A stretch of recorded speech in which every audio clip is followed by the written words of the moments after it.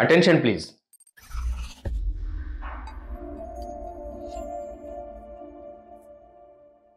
గమనించారా? మీరు ఒంటరిగా లేరు. ఇంట్లో, కార్యాలయంలో, వాహనాల్లో, రోడ్డు మీద ఎక్కడున్నా మీరు ఒంటరిగా లేరు. సావధానంగా వినండి. ఇదేమి మిమ్మల్ని భయపెట్టడానికి కాదు. చెప్తున్నది 100% నిజం. మీ పక్కనే ఒక నరహంతకి ఉంది. అవును, ప్లాస్టిక్ అనే మహాభూతం జడలు విరబోసుకుని వికటాట్టహాసం చేస్తోంది. ఈ భయానక పరిస్థితినే నిపుణులు వేరే విధంగా అభివర్ణిస్తున్నారు. అదేమిటంటే, మానవాళి ఇప్పుడు ప్లాస్టిక్ వ్యర్థాలనే అణుబాంబు మీద కూర్చుని ఉంది. పిల్లల నుంచి పెద్దల వరకు ఎవరినీ, ఏ వయసు వారిని వదిలిపెట్టకుండా, కడకు గర్భస్థ శిశువుల్ని సైతం వదిలిపెట్టకుండా అందరి ఆరోగ్యానికి తూట్లు పొడుస్తోంది ప్లాస్టిక్ మహమ్మారి.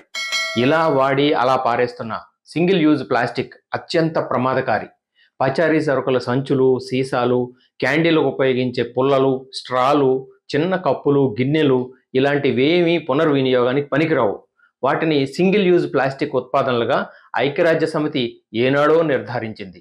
భారత్ వంటివి ఆ వర్గీకరణకు ఓటేశాయి, నిషేధ ఆంక్షలు విధించాయి. ఫలానా తేదీ నుంచి ఇన్ని మైక్రాన్ల మందం కన్నా తక్కువ ఉన్న సంచులు వేటిని అనుమతించేదే లేదని ఘనంగా ప్రకటనలు వెలువడ్డాయి. ఢిల్లీ, ముంబై వంటి మహానగరాల్లో ప్లాస్టిక్ సంచుల వాడకం కొంతవరకు తగ్గినట్లు కొన్ని విశ్లేషణలు, అధ్యయనాలు చెబుతున్నా యథార్థం వేరు.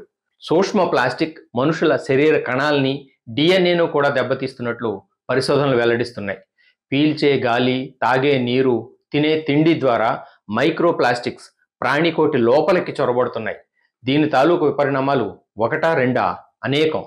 ప్లాస్టిక్ వ్యర్థాలను మింగి హరాయించుకోలేక సముద్ర పక్షులు, మత్స్య సంపద, క్షీరదాలు పెద్ద ఎత్తున చనిపోవడం చూస్తున్నాం. ఇంకా ఘోరం ఏమిటంటే, ఇండియాలో రోడ్ల మీద చెత్త కుప్పల నుంచి ప్లాస్టిక్ సంచులు, వ్యర్థాలను తింటున్న మూగజీవాలెన్నో కడుపు ఉబ్బరించి మరేమీ తినలేక, నడవలేక నిస్సహాయంగా చనిపోతున్నాయి. దేశంలో మరణిస్తున్న ఒక్కో ఆవు, గేదె పొట్టలో 30 నుంచి 40 కిలోల దాకా ప్లాస్టిక్ వ్యర్థాలు బయటపడుతున్నాయి. నిషేధాంక్షల అమలు నీరు కారుతోందనడానికి ఇంతకన్నా వేరే సాక్ష్యాధారాలు అక్కర్లేదు. ఇండియాలో ఏటా 93 లక్షల టన్నుల ప్లాస్టిక్ వ్యర్థాలు ఉత్పత్తి అవుతున్నాయని అంచనా. ప్రపంచవ్యాప్తంగా పుట్టుకొస్తున్న ప్లాస్టిక్ వ్యర్థాల్లో అవి దాదాపు 20%. అదుపు చేయడానికి ప్రయత్నాలు జరగడం లేదా అంటే జరుగుతున్నాయి. స్వచ్ఛ భారత్ అభియాన్లో భాగంగా జాతీయ పరిశుద్ధ కార్యక్రమం చేపట్టారు. ఆస్ట్రేలియా వంటి దేశాలతో చేతులు కలిపి national circular economy road map for reducing plastic waste in India తరహా పథకాలు రూపుదిద్దారు. ప్లాస్టిక్ ప్యాకేజింగ్ వేస్ట్ను నియంత్రించడానికి కొన్ని కంపెనీలు ముందుకొస్తున్నాయి. ఈ చొరవ సరిపోదు. ముప్పు తీవ్రతతో పోలిస్తే ఈ చొరవ ఏమాత్రం సరిపోదు. ఇంకా విస్తృతం కావాలి. ముఖ్యంగా ప్రజానీకంలో మార్పు రావాలి. కేంద్ర పర్యావరణ అటవీ శాఖ 2019లోనే కొన్ని లక్ష్యాలు ప్రకటించింది. ప్లాస్టిక్ సంచులు, స్ట్రాలు, ప్లేట్లు, ప్యాకేజింగ్, జెండాలు, ఇయర్బడ్స్ వీటన్నింటి వాడకాన్ని క్రమేపీ తగ్గించేయాలని గట్టి సంకల్పం చెప్పుకుంది. ఇన్నేళ్లలో ఏమైంది? అమలు ఊపందుకోలేదు.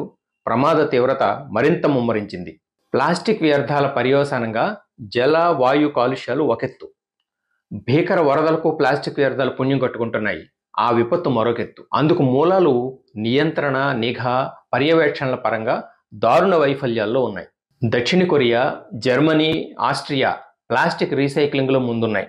జర్మనీలో 65%, దక్షిణ కొరియాలో 59% దాకా రీసైక్లింగ్ చేస్తుండగా ఇండియాలో కేవలం 8% అందుకు నోచుకుంటున్నట్లు ఇటీవల అధ్యయనం వెల్లడించింది.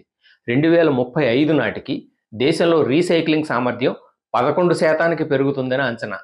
ఆ సరికి ప్లాస్టిక్ వినియోగం ప్రస్తుత ఉత్పత్తి 24.1 మిలియన్ టన్నుల నుంచి 70.5 మిలియన్ టన్నులకు విస్తరిస్తుందని గణాంకాలు సూచిస్తున్నాయి. పోను పరిస్థితి చేయి దాటనుందని అంతరార్థం. రీసైక్లింగ్కు మళ్లించకుండా వ్యర్థాలు ఎక్కడికక్కడ పేరుకుపోకుండా చూడటంలో దిగ్భ్రాంతకర పోకడలు ప్లాస్టిక్ను ప్రాణాంతకంగా మార్చేస్తున్నాయి. భూమిపైన, సముద్ర జలాల్లో మైక్రో ప్లాస్టిక్స్ ఇంతలంతలవుతున్నాయి. టన్నుల కొద్ది వ్యర్థాలు పాపి చిరాయులాగా మన చుట్టూరా మేట వేస్తున్నాయి.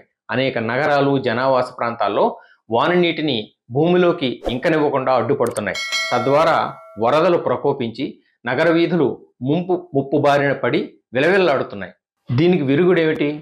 ప్లాస్టిక్ వ్యర్థాల నియంత్రణ కేవలం ప్రభుత్వాల బాధ్యతగా భావించి ప్రజలందరం చేతులు కట్టుకుని ఇలాగే నిష్పూచిగా కూర్చుందామా? అంతిమంగా నష్టపోయేది ఎవరు? ఆలోచించండి. దేశంలో ప్లాస్టిక్ వ్యర్థాల కట్టడి చురుకందుకొనకపోవడానికి వివిధ కారణాలున్నాయి.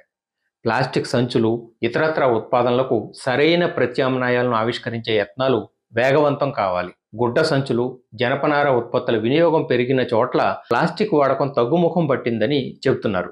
పెద్ద పెద్ద మాల్స్లో ఇంత అని వసూలు చేసి ప్లాస్టికేతర సంచులు ఇస్తున్నారు. చిన్న వ్యాపారుల్లో అత్యధికులు చికెన్, మటన్ దుకాణాలతో పాటు బడ్డీ హోటళ్ల లాంటివి ఇప్పటికీ ఎక్కువగా ప్లాస్టిక్ సంచుల్ని ఉపయోగించడం చూస్తున్నాం.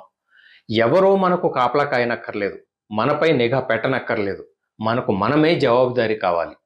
అత్యధిక వినియోగదారుల్లో ఈ స్పృహ కలిగితే సమాజానికి, పరిసరాలకు, ప్రజారోగ్యానికి, జీవ జంతుజాలానికి అది గొప్ప మేలు అవుతుంది. స్థానిక పౌరులు చురుగ్గా క్రియాశీల పాత్ర పోషించిన సిక్కిం లాంటి చోట్ల ప్లాస్టిక్ వ్యర్థాల నియంత్రణ గొప్పగా విజయవంతమైంది. ప్రతి రాష్ట్రంలోనూ, మారుమూల జనావాస ప్రాంతాల్లోనూ అటువంటి మార్పు రావాలి. ఇండియాలోకి విదేశాల నుంచి వ్యర్థాల దిగుమతి అనేది ఇప్పటికీ వివాదాస్పదంగా సినిమాలకు కథాంశంగా కొనసాగుతోంది. అటు ప్రభుత్వాలు, ఇటు ప్రజలు పరస్పర సమన్వయంతో బాధ్యతాయుతంగా, సామాజికోద్యమంగా సంస్కరణ క్రతువును సాగించడం ఒకటే ప్లాస్టిక్ భూతం పీడకు సరైన విరుగుడు అవుతుంది. మరో అంశంతో మళ్ళీ మీ ముందుకు వస్తాను. This is Balu Ekkaladevara signing off. నమస్తే.